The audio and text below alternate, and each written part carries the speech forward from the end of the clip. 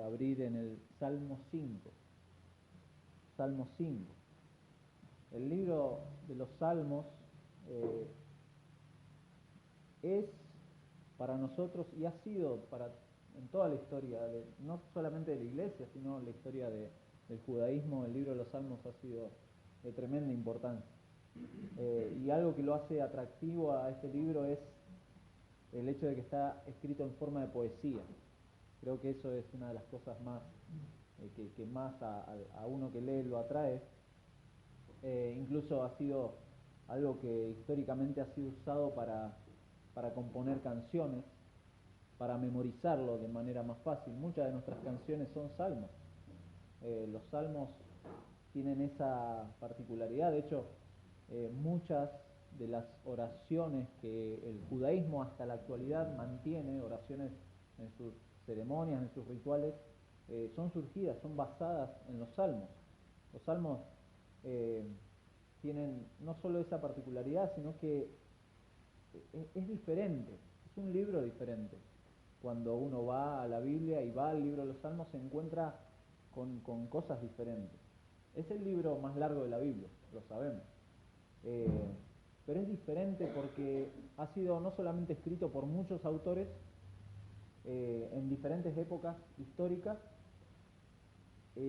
sino que también en ese sentido lo hace único, porque los demás libros de la Biblia tienen su autor, tienen su momento histórico, pero el libro de los Salmos no, tiene muchísimos eventos y situaciones, incluso en los subtítulos de cada salmo ustedes pueden ver momentos históricos determinados en la vida de David. Eso es muy particular, lo hace diferente al resto de las escrituras.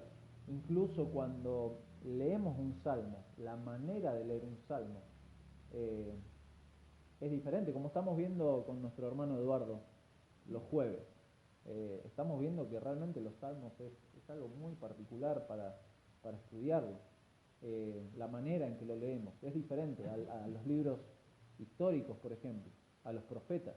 Es diferente a una carta de Pablo, a los evangelios. A mí me resultó esta semana muy choqueante pasar de tanta narrativa. ¿Recuerdan? Pasamos por todo Marcos, pasamos por todo Hechos, y de golpe me encontré con este salmo y dije, acá es otra cosa, esto es otra cosa. Es Dios hablando en su palabra, pero hablando de otra forma, en otro formato. Necesitamos herramientas diferentes para abordar un salmo, eso lo sabemos. Reconocer su contenido, su temática, su estructura, todo eso que estamos viendo los jueves, pero bueno, obviamente no vamos a entrar en detalles técnicos acerca de los salmos, pero mi hermano, usted haría bien en profundizar en esas herramientas y buscar entender y aplicar de forma fiel y genuina las cosas que uno ve en un salmo.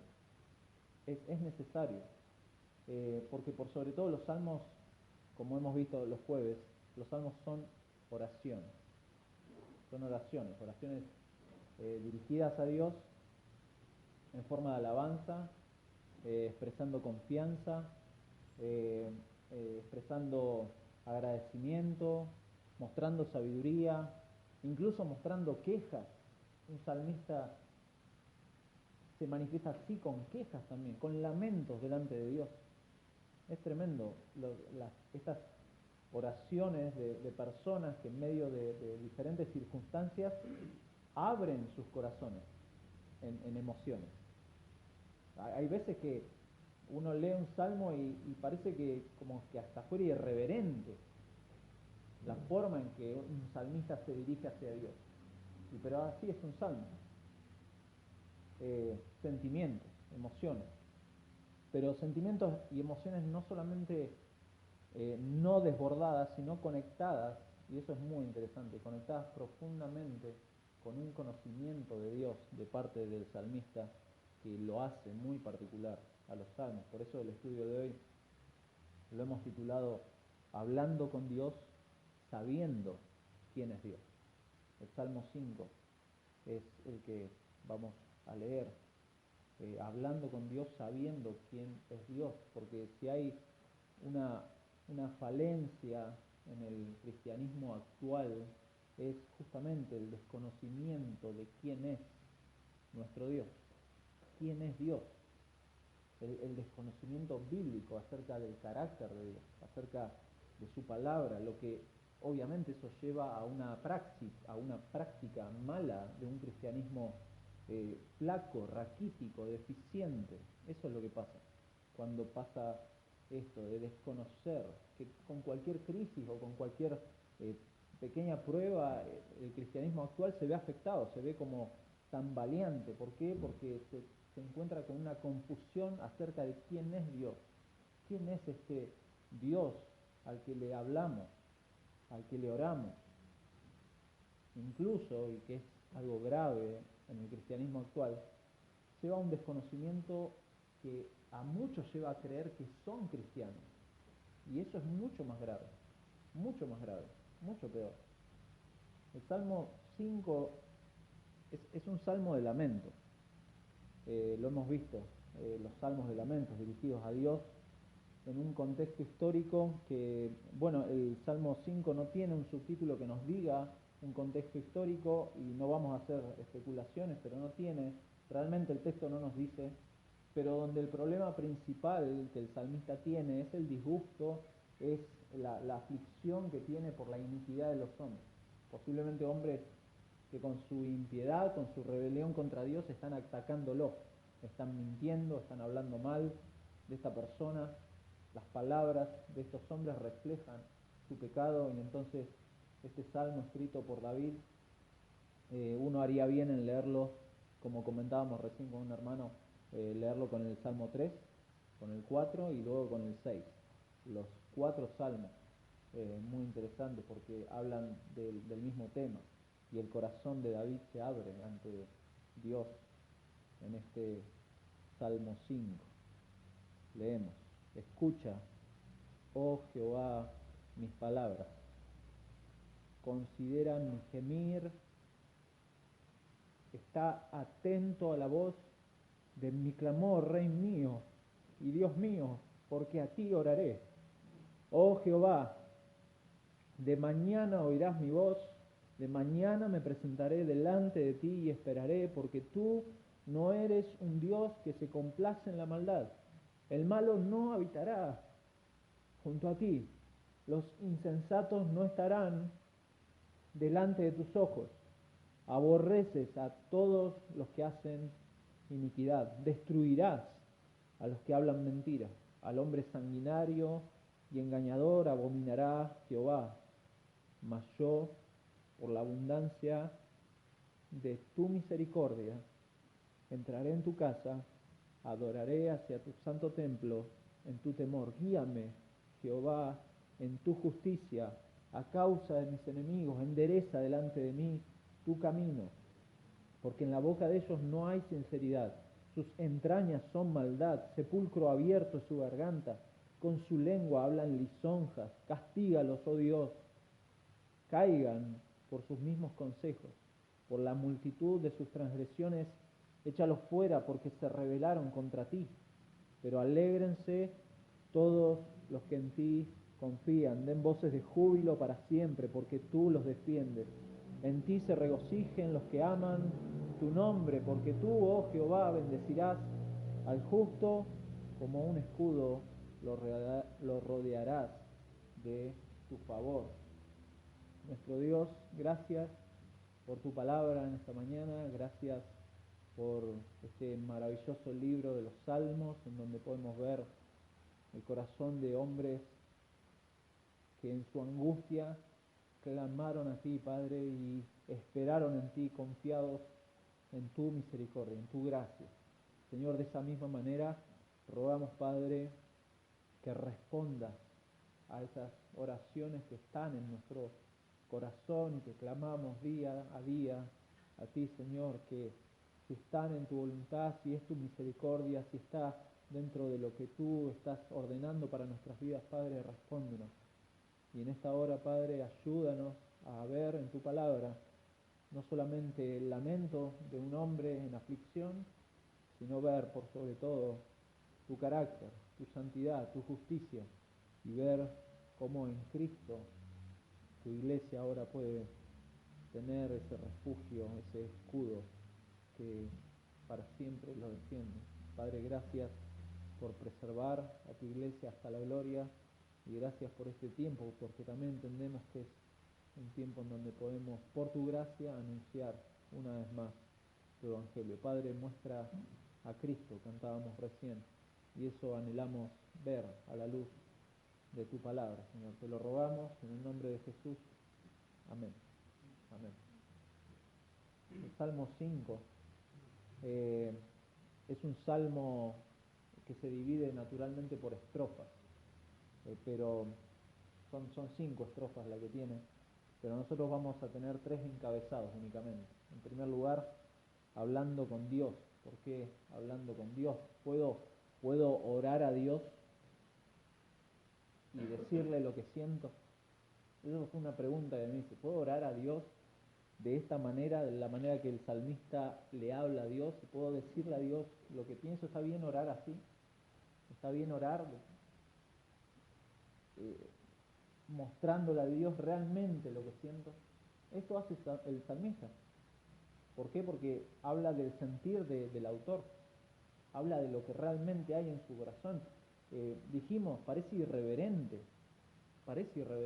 Los salmistas no se guardan palabras, pero a la vez en el texto vemos al salmista reconociendo quién es Dios. Poco a poco él va reconociendo quién es Dios. David acá dice, en primer lugar, eleva un gemir, literalmente es un susurro, casi que no se escucha. David está hablando en voz muy baja, y en el versículo 2 dice que hay un clamor de oración, parece que empieza como a romper el audio, pero en realidad ese clamor no es un grito, es una protesta.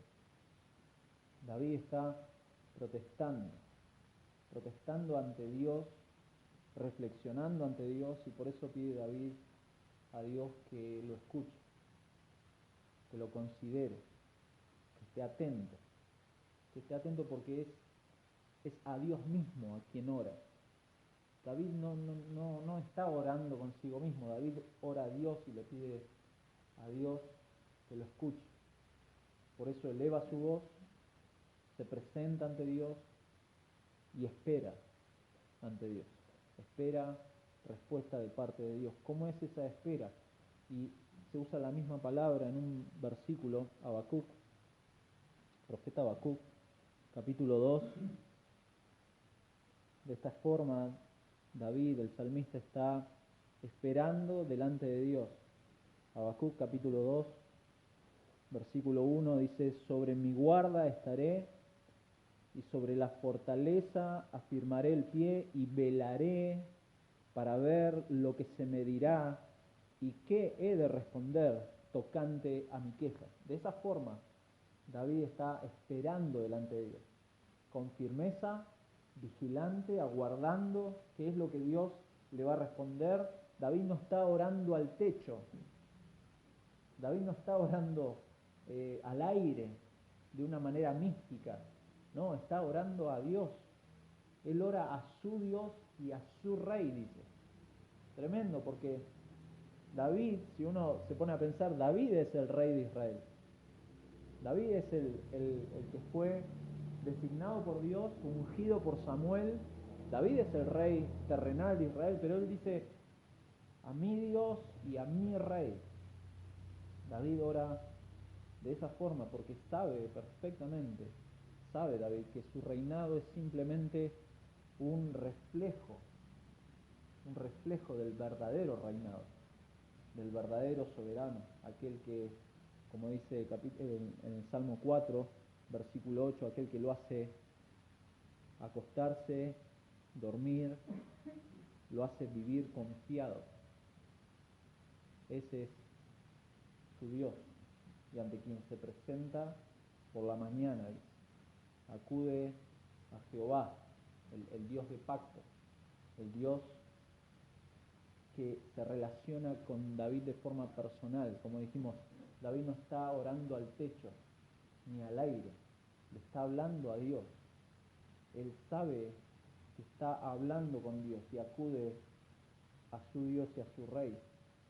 Una cosa es orar al Dios soberano, y lo hacemos. Pero una cosa muy diferente es creer realmente que Dios es soberano sobre mi vida cuando oro. Es muy diferente. Dios soberano, Dios del universo, sí, perfecto. Pero creerlo que en mi vida personal Dios es soberano, y estamos diciendo que cada detalle de mi vida está orquestado por Dios y está ordenado de tal forma que Él lo ha hecho así, es algo que ayuda al salmista y nos ayuda a nosotros a reubicarnos y decir: oh Jehová, de mañana oirás mi voz, de mañana me presentaré delante de ti y esperaré vigilante, esperaré desde bien temprano, desde que empecé mi oración voy a esperar respuesta de parte de Dios, y lo hace con certeza. David espera con certeza, no espera ora y bueno, voy a esperar en Dios y nos olvidamos. No, espera con una certeza similar a cuando uno va al médico. Bueno, no es mi caso, pero cuando uno va al médico, el que está en la sala de espera con una certeza. ¿Con qué certeza? De que va a salir el médico, va a mencionar su apellido y lo va a hacer entrar para atenderlo. De esa misma manera David está esperando que Dios le responda, que Dios haga algo, que Dios responda a su queja, a su petición, a su lamento. Eso espera David. Con certeza, Hebreos 11:6, hablando de la importancia de la fe ante Dios, dice que sin fe es imposible agradar a Dios. Pero agrega algo más. Dice, porque es necesario que el que se acerca a Dios, y está hablando de un acercamiento posiblemente en oración, crea que le hay. Es certeza de que es mi Dios y mi Rey, crea que le hay. Y no solamente eso, sino que es galardonador de los que le buscan. Ese es este Dios soberano. Para el cristiano, entonces, la base de esa espera, la base de la espera es la fe, es la certeza, es la convicción. No es una base en méritos propios, ni siquiera en una fe propia. No estamos basados en eso, sino que es algo dado por Dios en Cristo. Efesios 2, 8 y 9. Pero más adelante, Efesios, que a veces lo olvidamos, Efesios 2:18 dice que por Cristo tenemos entrada al Padre. O sea, que en Cristo nosotros podemos llegar al Padre, y uno puede esperar de esa forma. ¿En base a qué? Al conocimiento de Dios en Cristo. Algo revelado en su palabra. Pero ahora, ¿cómo David, siendo un judío del Antiguo Testamento, podía esperar en Dios? No tiene esta ventaja que tenemos nosotros. Nosotros tenemos a Cristo revelado plenamente en el Nuevo Testamento, y Dios ha iluminado el Evangelio suyo en nosotros. Pero ahora, ¿cómo David podía esperar en Dios? Y el sentido de la palabra, como leímos recién en Habacuc, habla de vigilancia. David estaba al acecho, esperando. Y el recurso que el judío tenía para esperar de esa forma en el conocimiento de Dios eran, como tenemos nosotros, las Escrituras. Las Escrituras son la forma en que nosotros podemos saber esperar en Dios, conociendo quién es Dios. Las Escrituras son un medio, es el medio que tenemos para conocer a Dios, su carácter, sus verdades, su voluntad. ¿De qué forma podemos conocerlo? Mirando las nubes y viendo, no sé, una señal del cielo. No, el Señor nos ha dejado su palabra, y atesorando estas cosas en nuestra mente y en nuestro corazón nos ayudan a esperar, no hay otra forma. Por eso decíamos al principio, hace bien uno en profundizar en su palabra. El error recae cuando esa espera en Dios, que comúnmente hacemos, esperamos no poniendo nuestra confianza en Dios y en su palabra, sino que esperamos en nuestras opiniones, en nuestros recursos, en nuestras ideas brillantes para resolver la vida de los demás y nuestras vidas. Y no esperamos en Dios. No. Eso viene después. Eso no es tan relevante. Es más, es antiguo.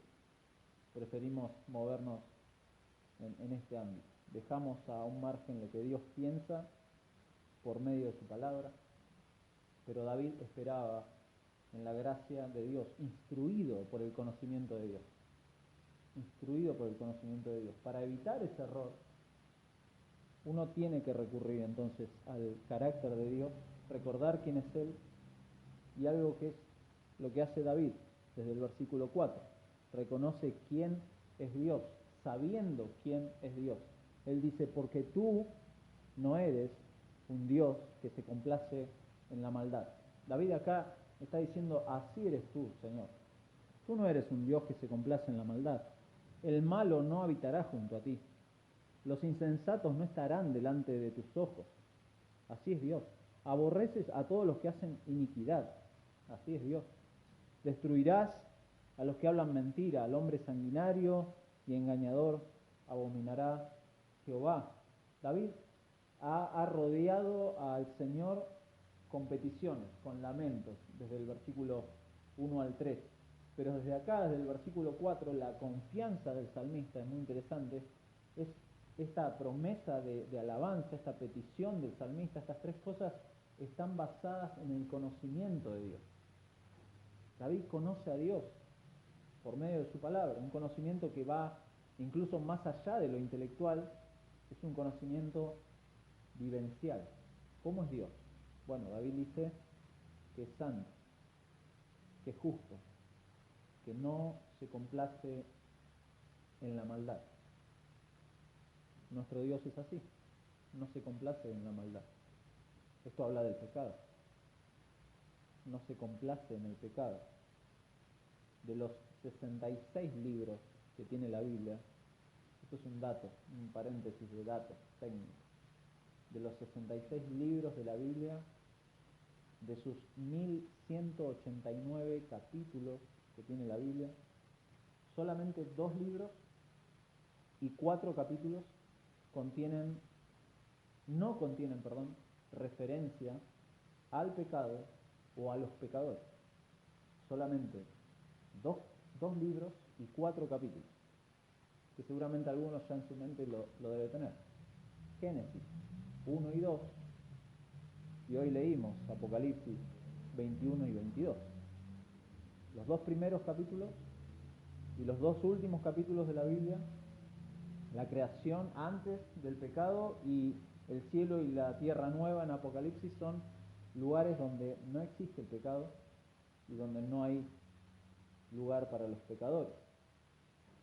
Después toda la Biblia, el resto, desde Génesis 3.1 hasta Apocalipsis 20.15, toda la Biblia habla de esta doctrina tremenda que es el pecado, las referencias al pecado, la necesidad de la salvación y de la justificación delante de Dios. Toda la Biblia habla de eso. Por tanto, es una doctrina clave. Es una doctrina no solamente clave, sino es un tema que no solamente la Iglesia no debe tomar livianamente, sino que es algo que tenemos que predicar, considerar. ¿Por qué? Porque por causa del pecado es que Dios envió a su Hijo, al Señor Jesucristo, en favor del pecador.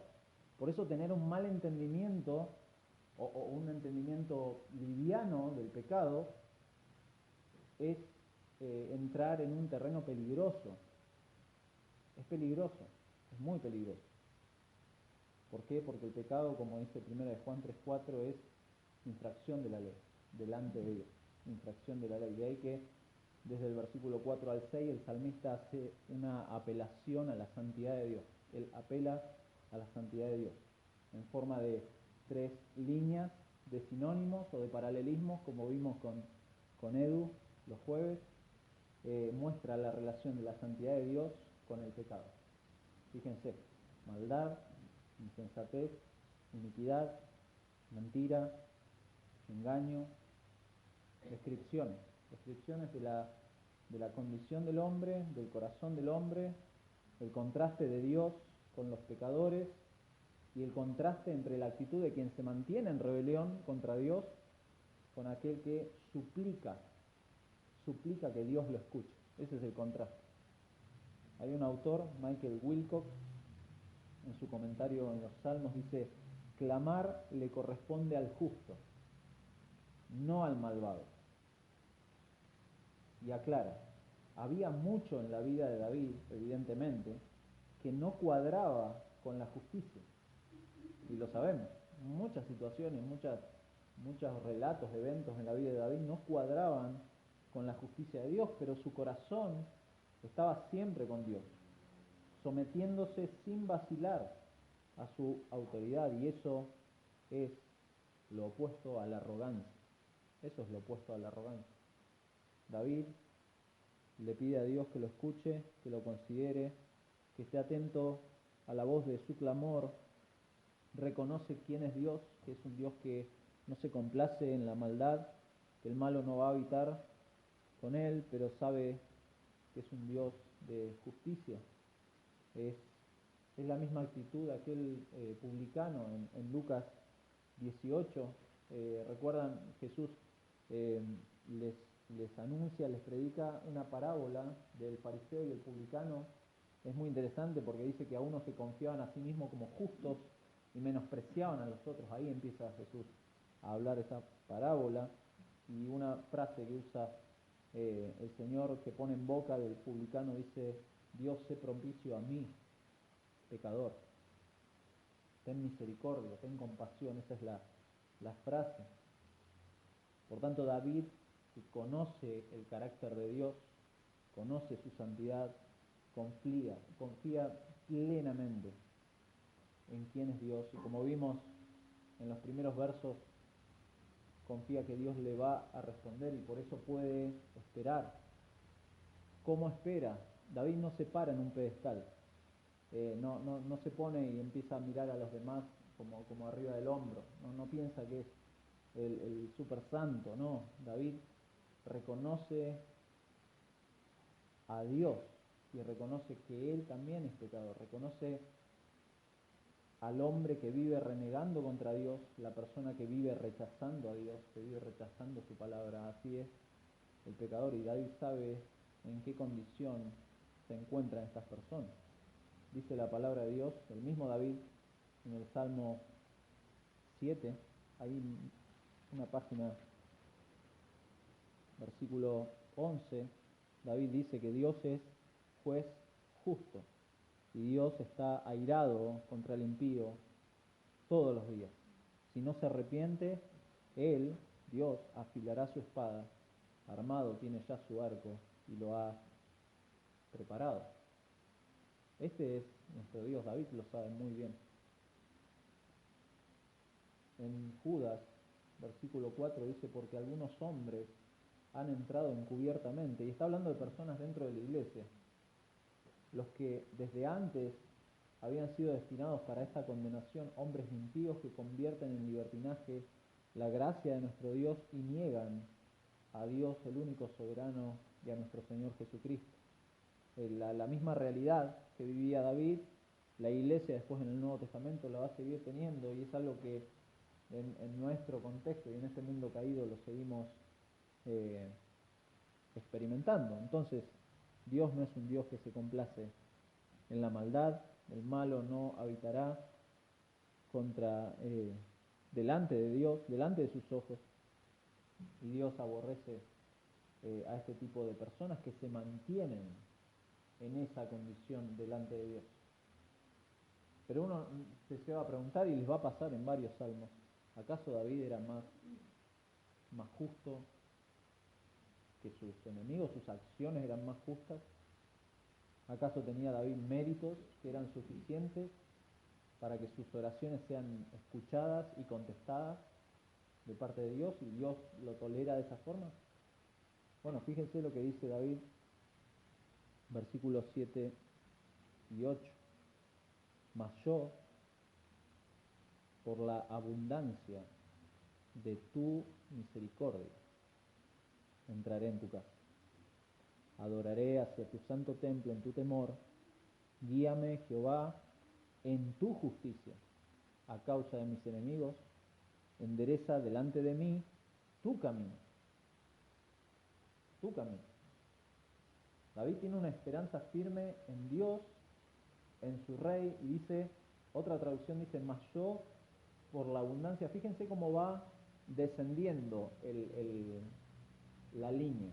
Mas yo, por la abundancia de tu misericordia, entraré en tu casa, me postraré en tu santo templo, y dice una traducción, con reverencia. En tu temor, dice acá en la 60, con reverencia. Parecería que David está reconociendo quién es Dios, reconociendo la abundancia de su misericordia, y eso lo hace entrar como empezando a agacharse y a postrarse delante de quién es Dios, porque David sabe realmente cómo está su corazón, su condición delante de Dios, la abundancia de tu misericordia, Gesed, el amor leal de Dios hacia el pecador, inmerecedor de gracia. Abundante misericordia realmente es la que necesita cualquier pecador, sea David, sean sus enemigos, sea uno que lo está leyendo. Por causa de esa misericordia es que David podía orar a Dios, esperar en Dios, entrar en el templo, llegar a la presencia de un Dios justo y santo. Es la abundancia de su misericordia delante de un Dios que no se complace en la maldad, que aborrece el pecado, al punto de que siglos después de este salmo, cumplido el tiempo, envió a Jesucristo. Ese es nuestro Dios. Envió a Jesucristo, el justo por los injustos, para llevarnos a Dios. Para llevarnos a Dios. Por tanto, esa misericordia, esa gracia de Dios, es la base para la justificación del pecador. No hay justicia tanto en el Antiguo Testamento como en el Nuevo Testamento. No existe justicia ni mérito en el hombre, aparte de la gracia de Dios, a nosotros revelada en Cristo. Tremendo. David lo sabe, de ahí que hay una petición muy particular, fíjense, versículo 8, terminando la tercera estrofa. Guíame, Jehová, en tu justicia, a causa de mis enemigos. Y vuelve a repetir, endereza, esto es sinónimo de lo primero, endereza delante de mí tu camino. Endereza delante de mí tu camino. Conociendo la justicia, conociendo la santidad de Dios, conociendo la condición del hombre en su pecado, y reconociendo que solamente por la misericordia de Dios que David puede acercarse a Dios, es que entonces David le pide a Dios que guíe, que acomode su camino. ¿En base a qué? A la justicia y al camino de Dios. No en base a su justicia o a mi camino. ¿Se da cuenta la oración? En base al consejo de Dios, en base al conocimiento de su palabra, no en base al pensamiento o a la opinión de uno. Así oraba David y así tiene que orar uno. No en base a lo que yo estoy pensando o a lo que yo quiero. Es tremendo lo que está pidiendo David. Está pidiendo la voluntad de Dios, como muchas veces usamos esas frases. Señor, hágase tu voluntad. Bueno, acá David está pidiendo eso. Se da cuenta cómo a medida que David ora, es como que va creciendo en el conocimiento de quién es Dios. Va creciendo y eso lo ayuda a reconsiderar su situación, a reconsiderar la situación de sus enemigos. Y entonces la confianza de David y de cualquier hijo de Dios crece en la medida que acomodamos nuestros pensamientos y nuestras decisiones a la luz de quién es Dios y de su palabra. Esa es la forma. Esa es la forma. Sabiendo quién es Dios es que hablamos con Dios. Eso está haciendo David acá. Conoce quién es Dios y le pide que lo guíe en su justicia y en su camino. Y hay peticiones finales que hace David, versículos 9 al 12. Acá estos pedidos que hace, se hace más clara la descripción del problema. David ya lo mencionó en el versículo 6, que es la mentira, la falta de sinceridad en las palabras de sus enemigos, la lengua lisonjera, la lengua aduladora. Es interesante acá notar que hay como un juego de palabras en el original, porque cuando dice entrañas y sepulcros, versículo 9, porque en la boca de ellos no hay sinceridad, sus entrañas son maldad, sepulcro abierto es su garganta, con su lengua hablan lisonjas. Entrañas es en el original quereb, mientras que tumba o sepulcro es keber. Y hace ese juego de palabras para mostrar lo emblemático que es este versículo 9 en el Salmo. La descripción habla de lo que hay en el corazón del hombre, de cómo es su condición pecaminosa, la muerte espiritual que caracteriza a cada ser humano desde el Edén. Eso es lo que David está mencionando acá. La boca de ellos no hay sinceridad, son sus enemigos, pero cualquier ser humano tiene esta condición, sus entrañas. Es más, Pablo mismo va a tomar este versículo en Romanos, capítulo 3, versículo 13, para hacer la descripción de lo que es el hombre delante de Dios. El hombre en su condición de pecado delante de Dios. Y entonces David pide a Dios, versículo 10, castígalos, oh Dios, caigan por sus mismos consejos, por la multitud de sus transgresiones, échalos fuera, porque se rebelaron contra ti. Acá David ya salió de la ecuación, ¿se da cuenta? Acá los está poniendo a esos enemigos delante de Dios. Los está, ya no considera tanto de que estos enemigos que hablaban mal contra él, que hablaban mentiras contra él, ya no está mirando a David, bueno, me están atacando a mí. No, se están rebelando contra Dios mismo.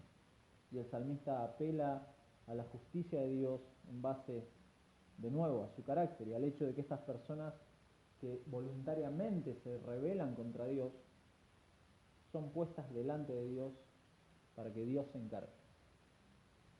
Que Dios se encargue. De alguna manera, una oración así, que obviamente para nosotros puede sonar fuerte. ¿Quién se va a poner a orar? Señor, castiga a mis enemigos. Tremendo sería, ¿cómo vas a orar así, hermano? ¿Cómo? Bueno, acá David lo está haciendo, pero es interesante porque una oración así, en este tiempo de tolerancia y liviandad que vivimos, lo lleva a David y nos puede llevar a nosotros a no pretender realizar justicia por mano propia, la venganza de nuestra parte. Orar así es dejar delante de Dios todo, porque naturalmente nos sale la justicia por mano propia. Fíjense en Mateo, el Señor Jesucristo, Mateo capítulo 5.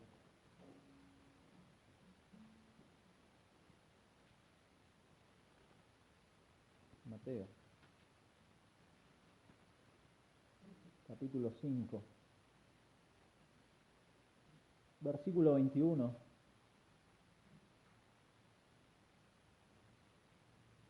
Sermón del Monte, dice el Señor: oísteis que fue dicho a los antiguos, Antiguo Testamento, no matarás. Éxodo: y cualquiera que matare será culpable de juicio. Pero yo os digo que cualquiera que se enoje contra su hermano será culpable de juicio. Y cualquiera que diga necio a su hermano será culpable ante el concilio. Y cualquiera que le diga fatuo quedará expuesto al infierno de fuego. Eso es lo que nos sale naturalmente, enojarnos. Justicia por mano propia no es necesariamente matar a alguien. Dice el Señor Jesús: no matarás. Pero yo os digo que cualquiera que se enoje, el solo hecho de enojarme contra alguien, de decirle necio en el peor de los casos, o mucho más fatuo, es esa justicia por mano propia. Por eso orar como David y dejar delante de Dios a estas personas es posiblemente un acto de misericordia también, no solamente para la mente de uno, nos ayuda a orar a Dios y acomodar nuestras ideas, sino es dejar delante de Dios de quién es la venganza. Mía es la venganza, dice el Señor en Deuteronomio. Entonces, acá deja David en evidencia el contraste con aquellos que confían en Dios, versículo 11, y los que aman el nombre de Dios, y esa es la última invitación. Como que, ok, he dejado delante de Dios a mis enemigos y a esta situación. De alguna manera la misma oración de David tiene esa respuesta que él está esperando en el versículo 4. ¿Por qué? Porque él confía en Dios e invita a los que aman el nombre de Dios, versículo 11, que se alegren en ese Dios, en quien pueden confiar, en quien pueden esperar, una confianza y un amor que, como bien sabemos haciendo un recorrido por las Escrituras, no es algo nacido de nosotros. Romanos 5:5 dice que Dios derramó en nosotros ese amor por medio de su Espíritu Santo. Entonces, mi hermano, aquella condición de maldad, de insensatez, de iniquidad, de mentira, de engaño, no era algo extraño a nosotros. Nosotros éramos así. Y en esa misma condición, dice Efesios 2:1, era lo que nos caracterizaba, muertos en delitos y pecados, necesitados de vida de parte de Dios. Eso era lo que éramos. Y Dios en su misericordia, no hubo nada en nosotros, fue plenamente su misericordia. Por tanto, uno no tiene que sorprenderse ni que alarmarse por los pecados de los demás. No podemos, mirá el pecado que hizo fulano, mengano, porque es natural en el ser humano ese tipo de acción. Peor en su condición de pecado y perdido y ciego y muerto delante de Dios. No tenemos que alarmarnos. Potencialmente estábamos destinados a lo mismo. Potencialmente algunos se asustan de grandes tragedias, Hitler o la historia, pero eso éramos nosotros. ¿Qué fue lo que hizo la diferencia? La abundante misericordia de Dios. Dios, en su abundante misericordia, el auxilio de Dios hacia los pecadores, es lo que ha hecho formar un pueblo suyo. Él está formando un pueblo suyo, un pueblo que confía en Él, un pueblo que le ama a Él, como dice ahí versículo 11, un pueblo, versículo 12, un pueblo que es bendecido por Dios, un pueblo que es protegido por Dios, un pueblo que tiene un escudo alrededor de él. ¿Por qué? Porque Dios es quien preserva a su pueblo. Esa es la invitación que David hace. Y David nos enseña entonces a orar, a hablar con Dios en medio de una crisis. Posiblemente David está siendo, algunos consideran que está siendo perseguido por Absalón, su hijo, como es el Salmo 3. En medio de una crisis así, con posibles dolores de cualquier tipo, en medio de una realidad que nos toca vivir de este lado de la gloria, como decíamos al principio, en un mundo caído, luchando contra el pecado, contra el nuestro y contra el de los demás, pero dirigiéndonos a Dios, conociéndolo, sabiendo quién es Dios. De ahí que es importante de qué manera uno toma en serio el hecho de profundizar en su palabra, ir todos los días, conocer a Dios, conocer su voluntad, formar en nosotros una mente bíblica que nos lleve a tomar decisiones bíblicas. Dejar a un lado ese bagaje que traemos de opiniones del mundo, de filosofías, de formas de pensamiento, y formar nuestra mente con su palabra. A veces oramos que Dios prepare nuestros corazones para enfrentar determinadas circunstancias. Y nada mejor, mi hermano, para moldear nuestros corazones y nuestras mentes, ahora redimidos, que por medio de su palabra. No hay cosa mejor. Cristo entregó su vida por su amada iglesia. Y nos dice Efesios 5:26 que no solo la santifica, muy interesante, sino que también la purifica. ¿Cómo? Por medio de su palabra. Así es la forma en que Dios purifica a su amada iglesia, por medio de su palabra. David mismo va a decir en el Salmo 18:30, en cuanto a Dios, perfecto es su camino y acrisolada la palabra de Jehová. Y repite de nuevo, escudo es a todos los que en él esperan. Esa es la forma en que el cristiano, el Hijo de Dios, tiene para formar, para profundizar, para formar su mente, saber quién es Dios. Y bajo ese punto, la oración del cristiano, en medio de dificultades, no debe, y escuche bien, no debe ser reprimida o estructurada. Yo no sé si se ha dado cuenta, pero nuestras oraciones son reprimidas o estructuradas. Oramos para el oído de los demás, pero no a nuestro Dios y a nuestro Rey. ¿Se ha dado cuenta de eso? Encontrarse orando, y me ha pasado, encontrarme orando, que estoy orando para mis hermanos, pero no estoy hablando con Dios. Tremendo. La palabra de Dios es base para nuestras oraciones, pero también evidencia de que grandes hombres de Dios abrieron su corazón, sus emociones delante de Dios y le hablaron a Dios directamente para salvaguardar sus mentes, sus corazones y también el de los demás. Hablar con Dios de la manera que David lo hace.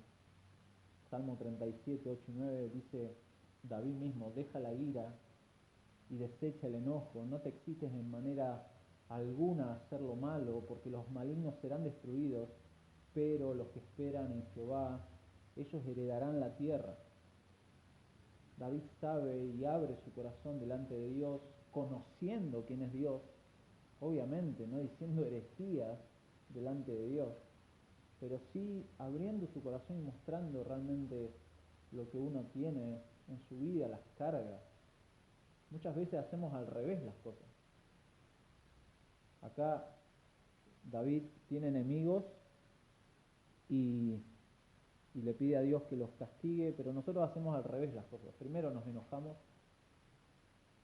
primero reaccionamos mal, primero pecamos delante de Dios y luego nos acordamos de orar a Dios, cuando ya está hecho todo. Pero uno, sabiendo la condición del hombre en su pecado, nuestra condición delante de Dios, y conociendo a Dios por medio de su palabra, deberíamos ordenar nuestra vida para saber esperar en Él, saber orar a Él, como oraba David, versículo 8, guíame Jehová en tu justicia, endereza. Tremendo lo que le está pidiendo David a Dios. Imagínese usted orando de esta forma delante de Dios, Señor, guíame en tu justicia y endereza el camino delante de mí, tu camino. Quiero tu camino, no quiero mi camino.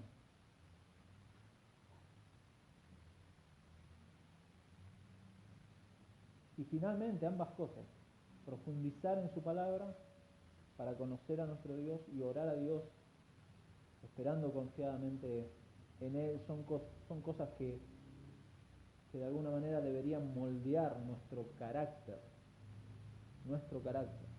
¿Para qué? Para invitar a otros, como hace el salmista, lo último. Él invita a otros a confiar también en Dios, a esperar en forma vigilante a nuestro Dios, a recordar su misericordia, su gracia, a recobrar el gozo de la salvación. Es una invitación que hace, pero a su vez que eso sea un medio para prevenir a quienes se rebelan contra Dios. David lo hace acá. Tú no eres un Dios que se complace en la maldad, el malo no habitará junto a ti, los insensatos no estarán delante de tus ojos. Es una advertencia también al incrédulo. Y eso debería moldear nuestro carácter a fin de que de invitar a otros. Una oportunidad de anunciarles el Evangelio de nuestro Señor Jesucristo. Dar a conocer su persona, en quien el pecador puede encontrar esa misma misericordia y justicia en Cristo. Dios demanda justicia. Dios demanda justicia.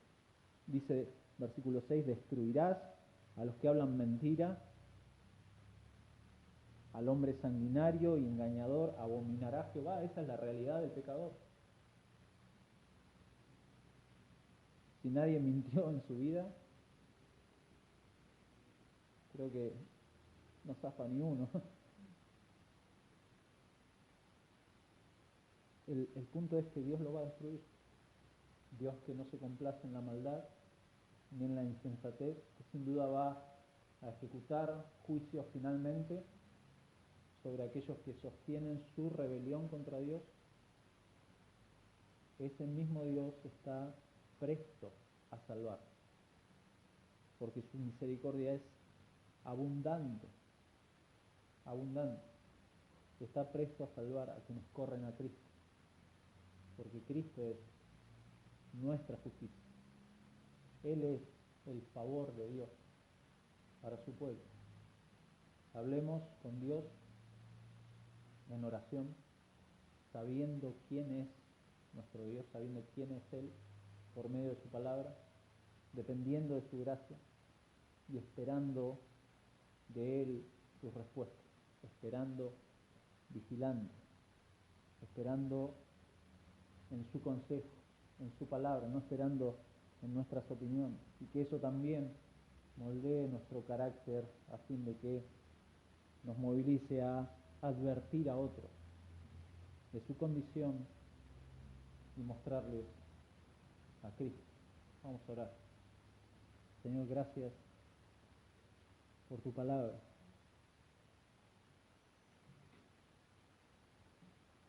Perdona nuestras oraciones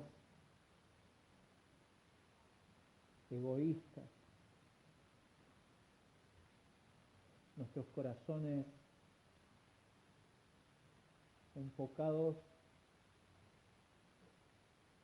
en nuestras cosas. Gracias por tu palabra, porque en ella podemos conocer tu carácter, conocer tus pensamientos, nuestro Dios.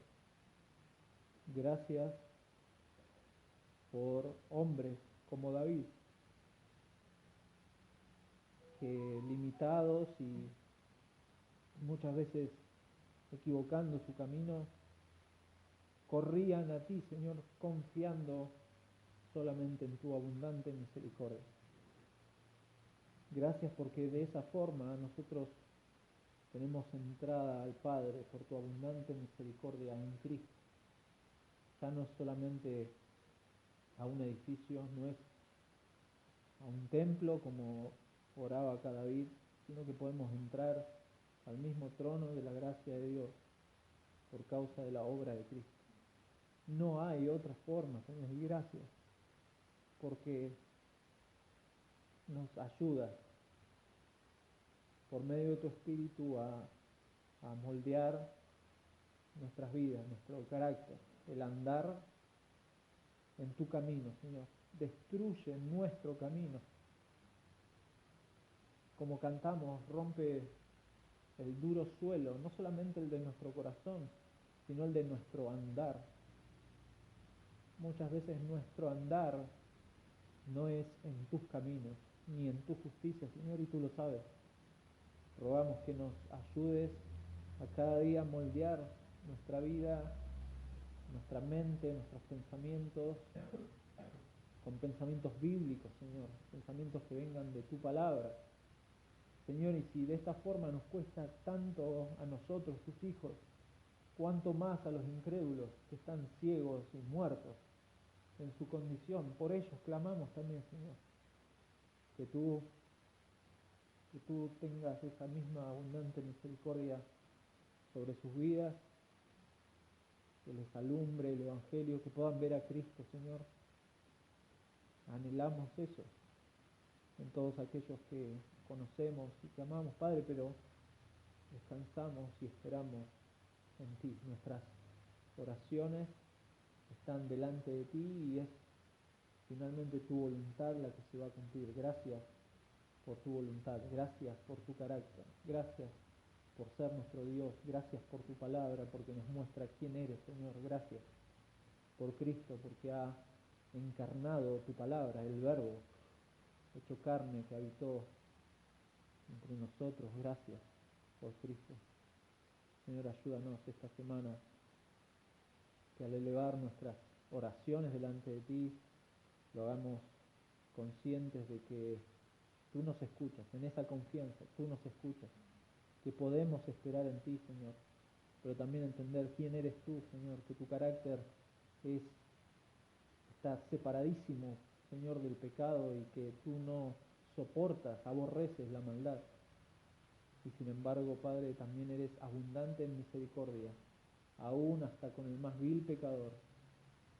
Señor, y gracias porque por medio de eso podemos invitar a otros también a alegrarse en tu salvación. Padre, gracias por ser nuestra bendición, por ser nuestro escudo, por llenar de favores a tu iglesia, Señor, sostenerla, preservarla en medio de este tiempo hasta que tú regreses, Señor. Gracias. En el nombre de Jesús oramos. Amén.